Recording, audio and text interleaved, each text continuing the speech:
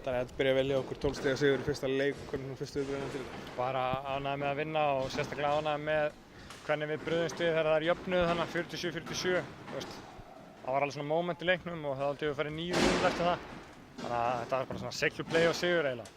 Þetta byrjaði þetta mjög vel, er það páskaækinn sem eða skortur aðeins sem gerði það? Já, ég veit ekki hvernig dagið þetta er að vara páskana sko. Ég vona að það ekki fengið sér starri en allan svona 6-7. En þessi leikur síðan, eins og þú segir, klára þetta svolítið í lokin, er það að spila fína vörn, sérstaklega Brittany, eitthvað sem þú þurfa að skoða fyrir næsta leik? Þú veist, ekkert svona sem að sko, reyndar gerðu okkur smá erfitt með pick and roll dóti, bara rosa einföldu actioni sem við varum að spila hann í þriðja leikta og það töluðum við í leiklíðinu og mér varst til að laga það. En við þurfum að passa okkur að vera á tánum, þú veist, maður séð leiki í gegnum alla þessu úrslitakeppni þar sem að liðið sem að vinnur bregst bara minna við. Gerir bara sama hlutin aftur og við megum ekki fallið þá gryfju. Við þurfum að vera alveg svona, þú veist, við þurfum að horfa allt með smásjá. Hvað getum við gert betur og hvernig getum við fundið atriði þar sem við getum náða að kreista ennþá meira út. Mikið af sóknarfólk sem þið fáið sérstaklega gennum Simónu.